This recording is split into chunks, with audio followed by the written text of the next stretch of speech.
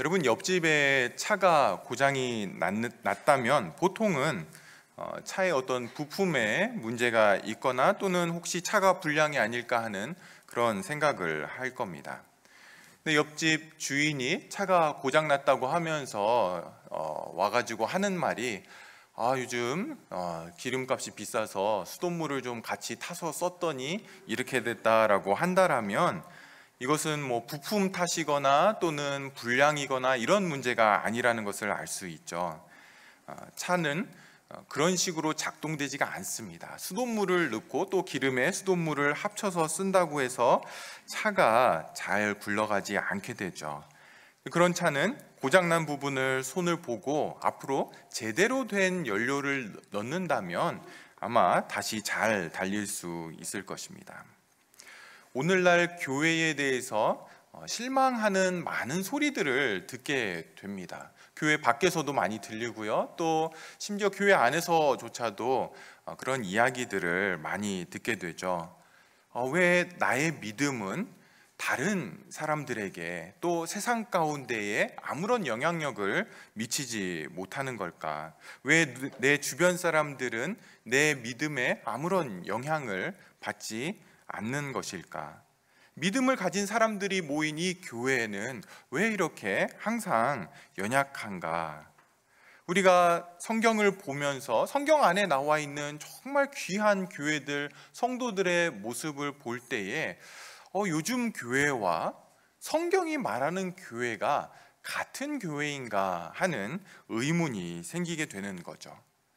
성경 안에 있는 많은 믿음의 사람들, 믿음의 신앙의 선배들, 그들과 오늘날의 성도들, 오늘날의 교회들의 모습이 많이 다릅니다. 여러분, 왜 이러한 괴리감이, 이러한 갭이 생기게 되었습니까? 성경이 보여주는 교회, 성경이 보여주는 성도의 모습과 우리 교회, 또 성도인 저와 여러분은 왜 이렇게 차이가 있습니까? 저는 그것이 오늘날의 교회와 성도들이 제대로 된 연료를 사용하지 않았기 때문에 그렇다라고 보고 있습니다.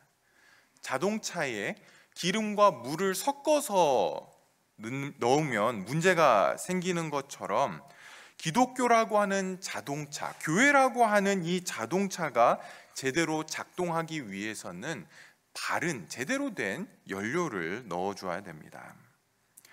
사람들은 각자가 좋은 교회가 어떤 교회인지에 대한 의견과 또 생각들을 나름대로 가지고 있습니다.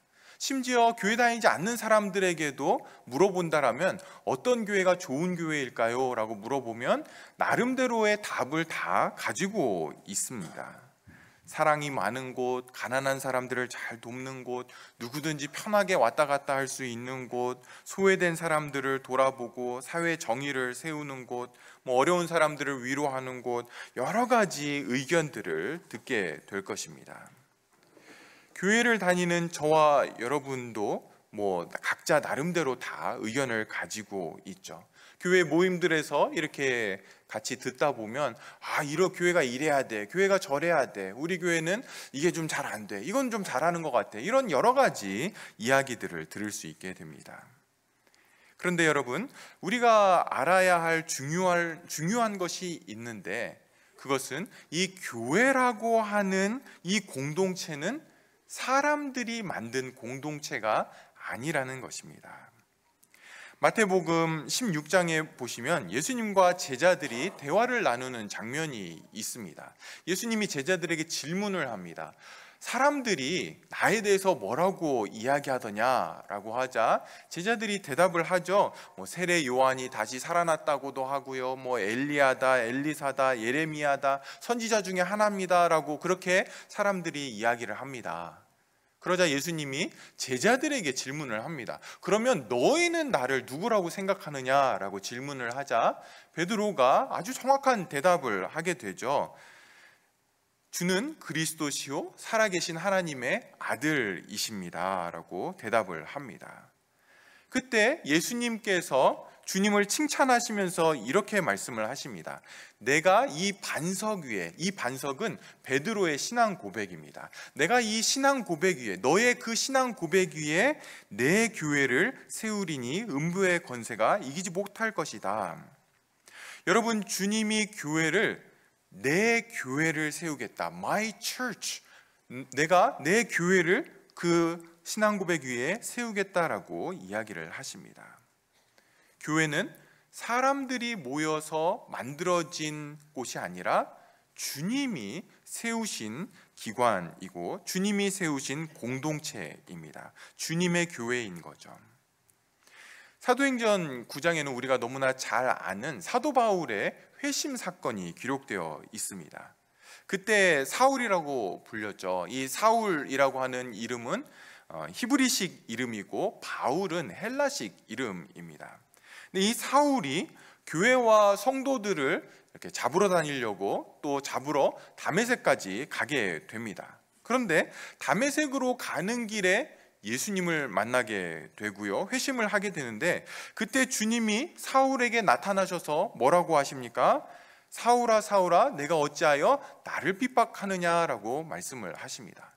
지금 이 사울은 교회와 성도들을 잡으러 가고 있는데, 교회를 핍박하려고 지금 가고 있는데 예수님이 나타나셔서 하시는 말씀이 왜 나를 박해하느냐라고 그렇게 말씀을 하시죠.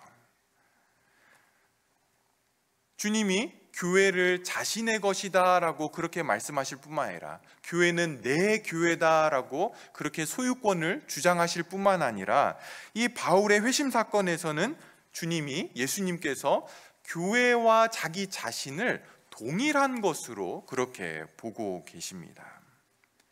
그래서 에베소서에서 보시면 교회의 머리는 그리스도시고 성도는 그분의 몸이다 라고 그렇게 말씀을 하십니다. 교회가 주님이 운영하시는 어떤 단체 정도가 아니라 주님은 교회가 나다라고 이렇게 말씀을 하십니다. 사랑하는 여러분, 교회는 세상에서 볼 수 있는 사람들의 모임과는 다릅니다. 우리가 세상에 나가서 친구들을 만나고 또 어떤 동호회나 동창회나 이러한 모임들을 우리가 가게 되는데, 그런 모임들과 교회는 본질적으로 다르다라는 것입니다. 교회는 주님의 것이고 더 나아가서 주님의 몸이고, 주님이 교회는 나다라고, 자기 자신이다라고 그렇게 여기시는 공동체입니다. 그렇게 본다라면 이 교회는 주님의 뜻에 따라서 세워지는 것이 맞습니다. 다시 말해서 사람들이 원하는 어떤 교회 또는 사람들이 말하는 좋은 교회로 만들어가는 것이 중요한 것이 아니라 주님이 원하시는 교회로 세워가는 것이 너무너무나 중요하다라는 거죠. 사람들이 말하는 훌륭하고 좋은 교회와 예수님이 말씀하시는 내 교회는 이래야 돼라고 하는 그분의 뜻과는 너무너무나 다릅니다. 그런 것들이 본질이 아닌 경우가 많이 있는 거죠.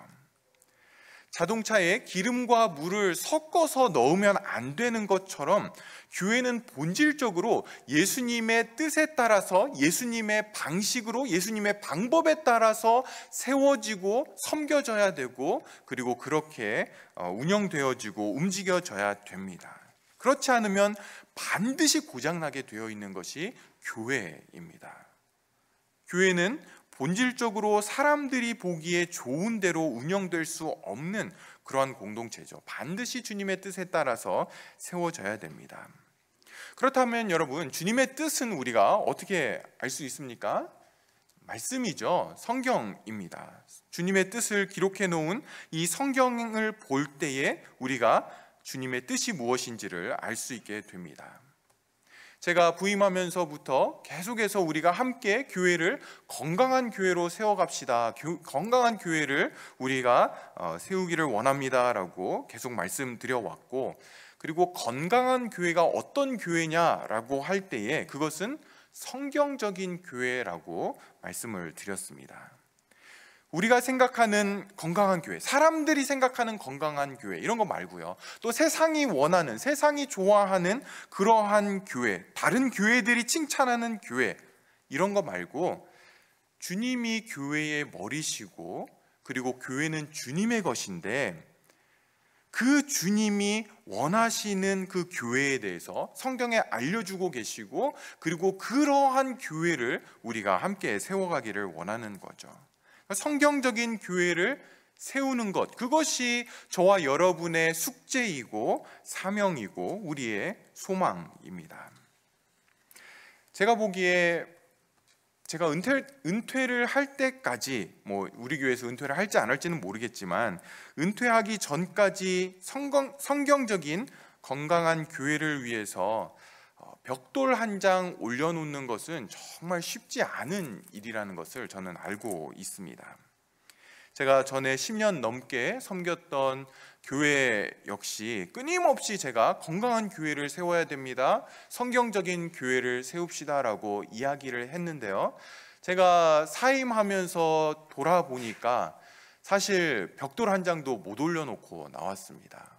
제가 나오면서 땅만 고르다가 이렇게 사역이 끝났구나라고 하는 되게 안타까운 마음을 가지고 그렇게 사역을 마무리를 했습니다.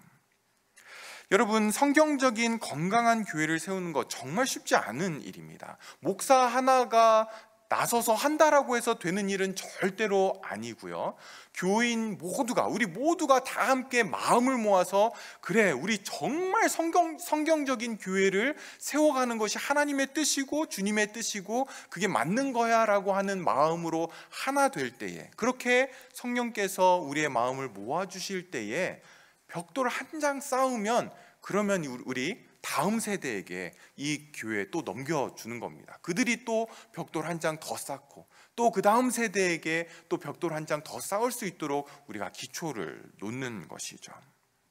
그것에 있어서 가장 중요한 것은요, 저와 여러분이 세상이 원하는 교회의 흐름에 따라가지 않는 것입니다. 사람들이 좋아하는 교회 세우는 것을 포기하는 것, 거기에서부터 사실 건강한 성경적인 교회가 시작이 되는 것입니다. 타협하지 않고 정말 성경이 이렇다라고 말하면 세상이 두 쪽이 나도 교회는 이래야 돼라고 우리가 믿고 그 길로 걸어갈 때에 벽돌 한 장 놓게 되는 거죠. 여러분, 병든 교회 안에 있는 건강한 성도들은 사실 타격을 그렇게 많이 받지는 않습니다. 자기가 가진 신앙을 자신이 지킬 수 있기 때문에 어느 정도 영적인 건강함을 지킬 수 있죠. 근데 문제는요, 병든 교회 안에 있는 병든 성도들입니다. 연약한 성도들, 새로운 성도들. 이들은요, 교회가 병들어 있으면 치명적인 타격을 입게 됩니다. 그런 교회 안에 있으면 비성경적인 기준들을 보게 되고, 진실하지 못한 그러한 신앙의 모델들을 주위에 있는 성도들을 통해 보면서 율법주의에 빠지고 위선과 방종과 하나님을 알지 못하고 온갖 종교 행위들만 하는 그러한 종교 단체가 되기 쉽습니다. 하지만 건강한 교회 안에 있는 연약한 성도들, 건강한 교회 안에 상처 입고 어려운 성도들이 들어오게 되면 함께 건강해지게 됩니다. 회복이 일어나게 되고요, 하나님을 아는 놀라운 은혜들이 주어지게 됩니다. 제가 오늘날의 교회들을 볼 때에 다른 많은 우리가 목표들을 세우고 또 어떤 캐치프레이즈를 걸고 이러한 교회 합시다, 이렇게 세상을 섬깁시다 할 수 있는데, 제가 오늘날의 현상들을 볼 때에 건강한 교회 하나 세우는 것이 얼마나 중요한지 모릅니다. 지금 이 시대는 더더욱 그렇습니다. 기독교가 세상에 대해서 너무너무 어려움을 당하고 있고, 또 세상에서 전혀 영향력을 발휘하지 못하는 그러한 곳이 되어가고 있는데, 이러한 때에 건강한 교회가 하나씩 세워지는 것은 너무나 중요한 일들임을 보게 되는 거죠. 성경적인 건강한 교회는 필수입니다. 선택사항이 절대로 아닙니다. 저와 여러분이 반드시 세워가야 하는 교회의 모습이기도 합니다. 그리고 실제적인 많은 유익과 복이 건강한 교회로부터 세상으로 흘러가게 되는 것입니다. 여러분, 여기까지가 서론이고요. 아직 시작을 못했습니다. 오늘 본문을 통해서 우리가 보고 싶은 것은요, 교회의 큰 그림입니다. 주님이 이 땅에 교회를 왜 두셨는가? 주님이 세상을 떠나시면서 하늘로 올라가시면서 뭔가 놀라운 것들을 두고 가신 것이 아니라 제자 11명 놓고 가셨죠. 그리고 그들을 통해서 교회 세워라, 교회를 목회하고 다스리고 교회 안에 성도들을 잘 훈련시키고 돌봐라 라고 하는 말씀하시고 떠나시게 됩니다. 여러분, 주님이 왜 우리가 예수 믿는 순간 우리로 하여금 바로 하나님 나라로 데려가시지 않고 이 땅에 놓아두시고 교회로 모이게 하셨을까요? 무엇 때문에 저와 여러분을 제1장로교회로 이렇게 모이도록 그렇게 하셨을까요?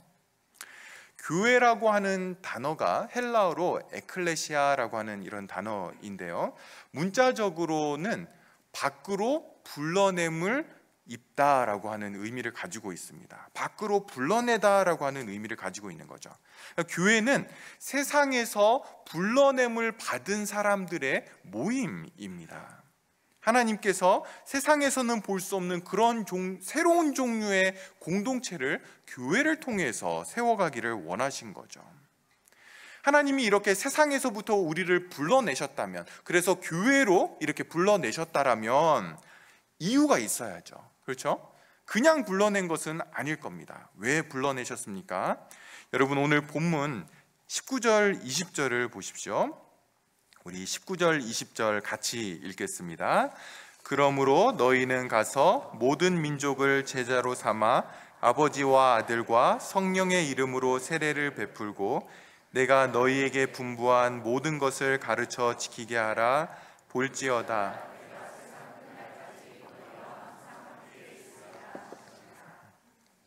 여러분, 우리가 너무나 잘 아는 말씀이죠. 예수님의 지상명령이라고 불리기도 하고요, 또 대위임령, The Great Commission이라고 불리는 말씀입니다. 주님의 이 마지막 지상명령, 이 땅에서의 명령을 우리가 잘 살펴보면요, 여러분 19절, 20절에 우리말 성경은 동사가 4개입니다. 그러니까 너희는 가라, 제자로 삼아라, 세례를 베풀어라, 가르쳐 지키게 하라, 이렇게 4개의 동사가 있는데요, 이것은 이제 우리말 성경을 번역하니까 이렇게 4개의 동사가 되었고요, 원문을 보면 여기에는 동사가 1개이고 3개의 분사가 있습니다.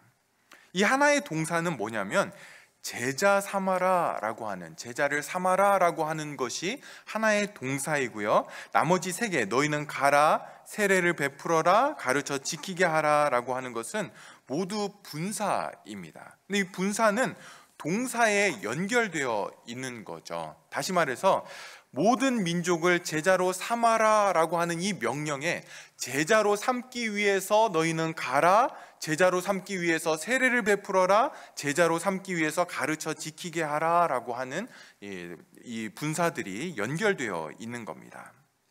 이렇게 본다라면 이 4개의 동사들, 우리말 성경의 4개의 동사들 중에 가장 중요한 것은 뭐겠습니까?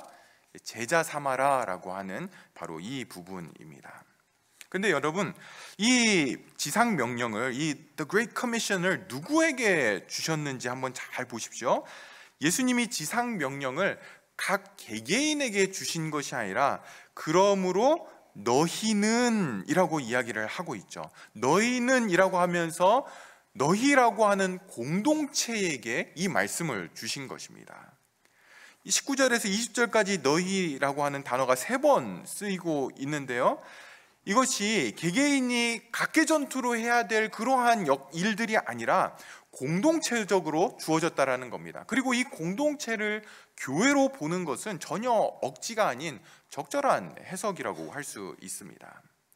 그렇다면 이 교회, 우리 교회의 사명, The Great Mission, 이게 뭡니까? 모든 민족을 제자로 삼는 것입니다. 그것을 위해 교회를 주님께서 이 땅에 두신 것이죠. 성도 여러분, 교회와 성도들을 이 땅에 남겨두신 이유 무엇입니까?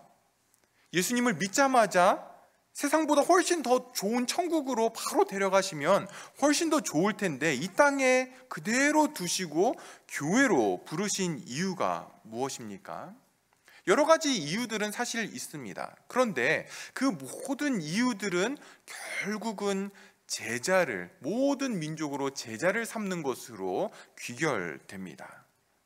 만약 하나님을 예배하는 것이 궁극적인 사명이라고 한다면 교회를 두신, 그렇다면 예배하는 것은 천국에 가서 예배하는 게 훨씬 더 온전한 예배가 될 것입니다. 만약 하나님을 알아가고 성경의 진리를 배우는 것이 궁극적인 사명이라면 천국에 가는 것이 더 낫겠죠. 눈으로 직접 볼 수 있으니까. 만약 성도의 교제가 교회의 사명이라면 그것 역시 천국에 가면 완전하고 온전하게 성도들과 함께 우리는 교제를 누릴 수 있을 겁니다. 성도를 이 땅에 두시고 교회로 부르신 궁극적인 사명은 바로 이 땅의 모든 민족으로 제자를 삼는 것입니다.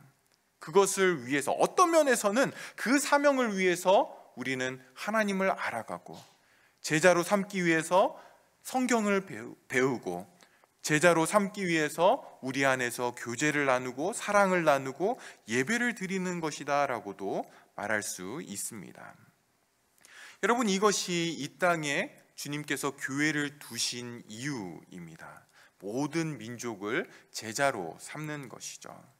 우리끼리 사랑하고 우리끼리 좋은 교제 나누고 친하게 지내고 좋은 공동체 만드는 것 자체가 교회의 사명은 아닙니다. 이런 모든 것들이 분명히 교회 안에 필요함에도 불구하고 이 모든 것들은 또 하나의 더 중요한 목적이 있는 거죠. 그걸 통해 제자를 삼기 위한 것입니다. 믿지 않는 사람들, 모든 민족으로 예수 그리스도의 제자가 되게 하는 것이죠. 여러분, 좋은 프로그램, 좋은 사람들, 또 좋은 교회 만드는 것 우리의 사명 아닙니다. 제1장로교회를 주께서 이곳에 두신 이유는 모든 민족을 제자로 삼기 위한 것입니다. 교회 안에 각 선교회를 두신 이유, 모든 민족을 제자 삼기 위한 거죠. 교회 안에 주일학교를 두신 이유, 주일학교에 우리 귀한 자녀들을 교육하는 이유, 모든 민족으로 제자 삼기 위한 것입니다. 찬양팀과 성가대와 우리가 봉사하고 이런 모든 것들, 모든 민족으로 제자 삼기 위한 것입니다. 그것과 직간접적으로 다 연결이 되어 있는 거죠. 그렇다면 저와 여러분, 또 우리 교회는 우리의 마음이 언제나 모든 민족을 제자 삼는 것에 맞춰져 있어야 됩니다.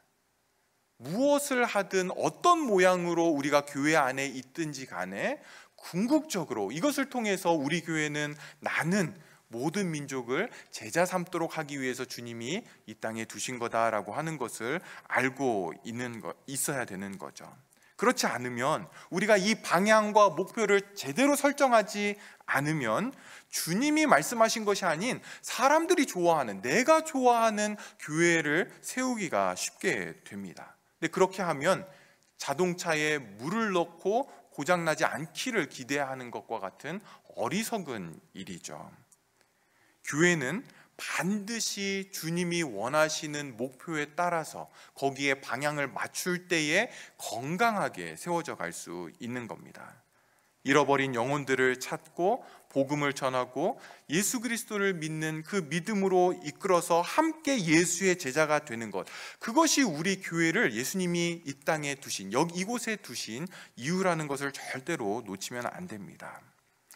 그러면 여러분, 제자가 된다라는 것은 어떤 의미입니까? 성경에는 제자라고 하는 단어가 269번 나오고요, 그리스도인이라고 하는 단어가 3번 나오게 됩니다. 그러니까 처음에 제자라고 하는 이 단어는 예수님의 직접적인 제자들을 가리켰습니다. 그런데 사도행전에 가서는 성도들을 제자라고 부르기 시작을 했고요, 후에 그들을 그리스도인이라고 이렇게 부르게 됩니다. 로마 제국 시대에 신약 성경이 쓰여지던 이 당시의 그리스도인들은 사실 유대인의 한 부류라고 부르기도 쉽지 않았고, 유대교의 한 분파라고도 하기 쉽지 않은 완전히 다른 종류의 공동체였습니다. 복음이 한 사람을 너무너무 다르게, 그전에는 없었던 부류의 사람들로, 그러한 공동체로 변화시켜 놓은 것이죠. 어떻게 변화됐습니까?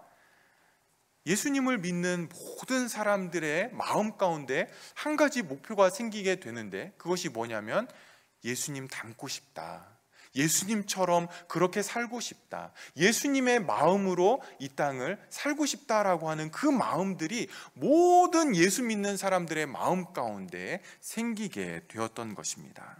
그러한 변화들이 일어나게 된 것이죠. 예수님의 제자들, 예수님의 직접적인 제자들 뿐만 아니라 성도들도 당연하게 예수님을 따르는 사람들이었습니다. 그리고 그 후에 그 제자들을, 성도들을 그리스도인이라고 부르게 되죠. 그리스도를 따르는 자들이라고 하는 의미로 그리스도인이라고 불렀던 겁니다. 그래서 신약 시대의 교회는 제자가 따로 있고 그리스도인이 따로 있고 성도가 따로 있고 이렇지 않았습니다. 그리스도인은 제자였고 제자는 성도들이었습니다. 그럼 믿음을 오늘 가졌건, 5년을 믿었건, 집사건, 장로건, 목사건 아무 분별 없이 다 같이 예수님을 따르는 제자들이었던 거죠. 그렇기 때문에 예수님이 너희는 가서 모든 민족으로 제자를 삼으라 라고 말씀을 하실 때에 다른 설명이 필요 없었습니다. 예수님을 믿는 것은 그냥 제자가 되는 것이었고, 예수님을 믿게 하는 것은 제자가 되게 하는 것이었기 때문에 그렇습니다. 이 당시에 선생님과 제자는 도제 관계였습니다. 그러니까 단순히 어떤 학교에 가서 배우고 집으로 가는 그러한 관계가 아니라 어떤 한 사람을 내가 스승으로, 선생님으로 이렇게 삼게 되면 그 선생님과 함께 먹고 자고 함께 생활하는 그러한 도제 관계였습니다. 그 선생님을 보면서 관찰하고 어떻게 사는가를 보고 또 배우기도 하고, 그분의 말씀에 순종하고 또 선생님 따라서 이렇게도 해보고 모방도 해보고, 그런 의미가 바로 제자입니다. 물론 오늘날 제자가 된다라는 것이 다 내팽개치고 교회 와서 말씀만 보고 기도하고 예배한다 이런 의미는 아닙니다. 이미 육신적으로 예수님이 계시지도 않을 뿐만 아니라 불가능한 일이죠. 그럼에도 불구하고 신약 성경에 나오는 제자들과 오늘날 제자, 저와 여러분과는 동일한 것들을 가지고 있는데, 그게 뭡니까? 신약의 그리스도인들이, 제자들이 가졌던 그 마음, 예수님을 닮고 예수님을 따르고 예수님처럼 생각하고 예수님을 사랑하겠다라고 하는 그 마음의 태도, 우선순위는 여전히 오늘날 저와 여러분 안에서도 발견되어야 하는 것이죠. 모든 제자의 마음에는 예수님처럼 되고자 하는 갈망이 있고요, 또 예수님처럼 되는 일에 자신을 바치는 결단이 있습니다. 그래서 제자는 일상의 삶의 목표, 골이 있는데, 그게 뭐냐면 예수님 닮는 겁니다. 예수님 더 사랑하는 것, 그리고 계속해서 자기가 그쪽으로 가고 있는지, 그 방향에 맞춰서 제대로 가고 있는지 점검하는 사람들이 성도들인 거죠. 사랑하는 성도 여러분, 이것이 우리 교회의 사명이라면, 저와 여러분의 그러한 사명이라면, 모든 민족을 제자로 삼는 것, 이것이 주님이 우리에게 맡기신 사명이라고 할 때에 어떤 방법으로 이 일들을 해나갈 수 있습니까? 여러분, 모든 민족을 제자 삼기 위해서 가장 그리고 유일한 방법은 딱 하나밖에 없는데요, 그것은 제자가 되는 것입니다. 제자만이 제자를 삼을 수 있게 됩니다. 제자 아닌 사람이, 우리 교회는 제자가 아닌데 다른 사람들을 제자로 삼겠다? 그것은 불가능한 일이죠. 저와 여러분이 제자일 때, 예수님의 제자일 때 또 다른 제자가 낳게 되는 것입니다. 그 방법밖에는 없습니다. 교회는 여러분 학원이 아닙니다. 성경을 가르쳐주는 학원이 아니죠. 기독교 교리를 가르쳐주는 것이 너무 중요하고 성경을 잘 가르쳐주는 것 교회의 분명한 사명 중에 하나입니다. 그러나 학원은 아닙니다. 모든 것은 제자가 되어가고 제자를 삼기 위해서 필요한 것이지 기독교 지식을 가르쳐주는 곳이 교회는 아닌 거죠. 대신 교회는 공동체입니다. 주님을 머리로 삼고 그분의 몸이 되어서 예수님의 제자들이 모여서 더욱 예수님을 닮아가고 그런 제자들을 세워가는 공동체입니다. 성도 여러분, 기억하십시오. 내가 제자는 아니다라고 그렇게 생각한다라면 그것은 나에게 예수 그리스도보다 더 중요한 일이나 해야 할 일이 있다라는 것입니다. 반대로 내가 제자가 되었다라고 하는 것은 나의 삶의 우선순위가 예수 그리스도처럼 되는 것에 있다라는 거죠. 내 안에 그러한 소망이 있고 그러한 갈망이 있다라는 것, 그리고 그러한 삶을 위해서 결단을 하는 것입니다. 여러분, 제자는 목사나 선교사나 신앙이 특별히 좋은 사람들만을 위한 것이 아닙니다. 모든 성도는 제자입니다. 제자가 아니라면 성도가 아닌 거죠. 어떤 사람들은 예수님을 믿는 것과 예수님의 제자가 되는 것을 이렇게 좀 나눕니다.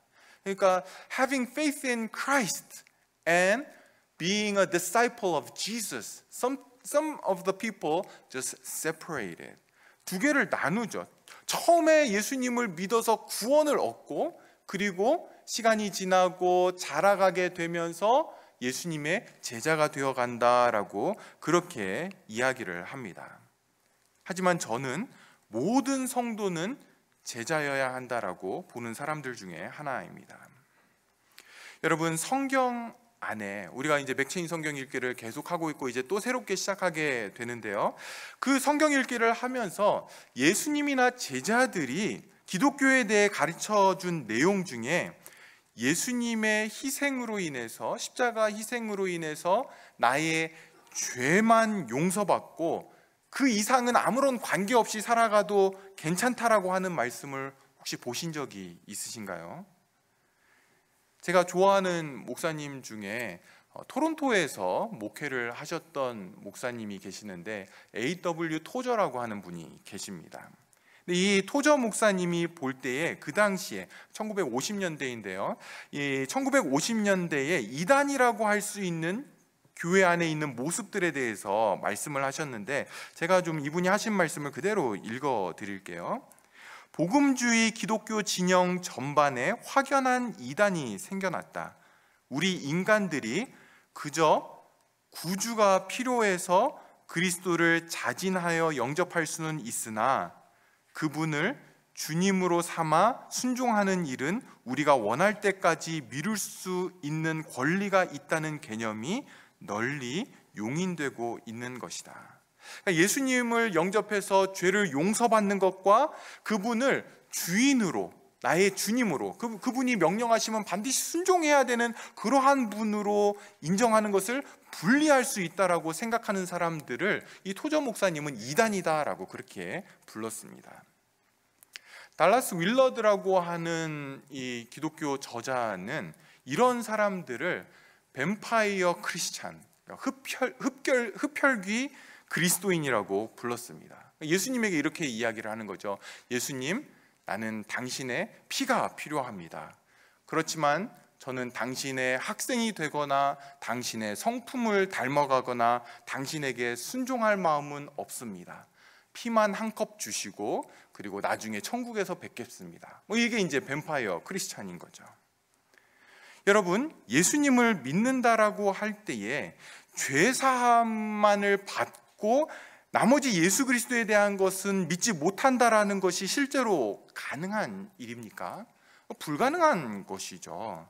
예수님을 믿는다라고 고백하는 것은 그것은 내가 예수님을 사랑하고 그분을 닮아가고 그분에게 배우고 그분을 따르기로 고백했다라는 것입니다. 이것이 예수님을 믿는다라고 하는 의미입니다.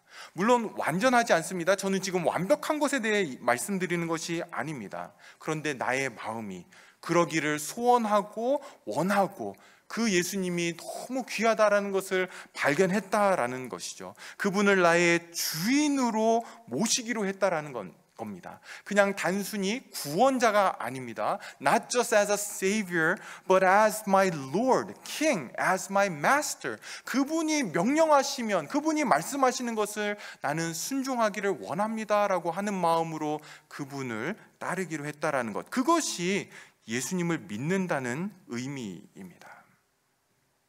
여러분, 오늘날 교회 안에 뱀파이어 크리스찬들이 얼마나 많은지 모릅니다.